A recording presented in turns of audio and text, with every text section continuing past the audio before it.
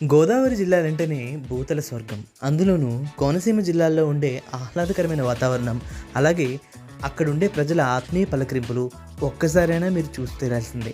ఇక్కడ లొకేషన్స్ అవి ఎంత బాగుంటాయో ఇక్కడ దొరికే ఫుడ్ కూడా అంతే బాగుంటుందండి. అటువంటి ఫేమస్ ఫుడ్ జాయింట్లో ఒకటైన భీమేశ్వర హోటల్కి అయితే మనం వచ్చేసాం.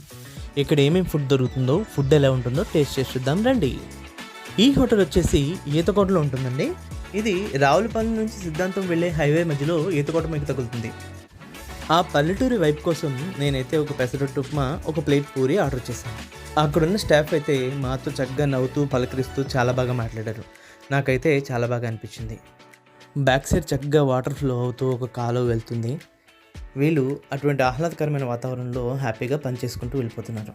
ఇది ఏమైనా పెద్ద పెద్ద హోటల్లో తిన్న రాని ఆనందం ఇటువంటి పల్లెటూరులో హోటల్లో తింటే ఆ వైబే వేరు. వీళ్ళ దగ్గర ఏమేమి టిఫిన్స్ దొరుకుతాయో వాటి ప్రైస్ ఎంతో ఒకసారి చూసేయండి.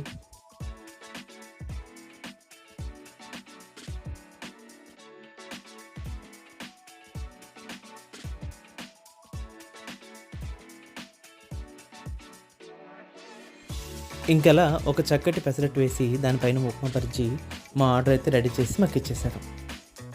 ఇక పూరి కూడా ఈ ఆంటీ అయితే చకచకా ఫ్రై చేసి మా ఆర్డర్ రెడీ చేసి పార్సల్ చేసి మాకు ఇచ్చేసారు.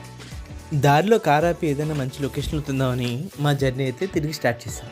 ఇక దారిలో ఆగి ఈ మంచి లొకేషన్లో టిఫిన్ అయితే ఓపెన్ చేసుకొని టేస్ట్ అయితే చేసామండి. టేస్ట్ అయితే నిజంగా చాలా చాలా బాగుంది. మీలో ఎంతమందికి ఇలా ఆహ్లాదకరమైన వాతావరణం చూస్తూ ఏదైనా ఫుడ్ ఎంజాయ్ చేయడం ఇష్టమో కామెంట్ సెక్షన్లో మెన్షన్ చేయండి. మీకు ఈ వీడియో నచ్చితే కనుక లైక్ చేయండి. మరిన్ని మంచి మంచి వీడియోస్ కోసం మన ఛానల్ని సబ్స్క్రైబ్ చేయండి. సబ్స్క్రైబ్ టు అవర్ ఛానల్ ఆహా అద్భుత. అలాగే మన ఇన్స్టాగ్రామ్ పేజ్ని కూడా ఫాలో అవ్వడం మర్చిపోకండి, ఆహా అద్భుత.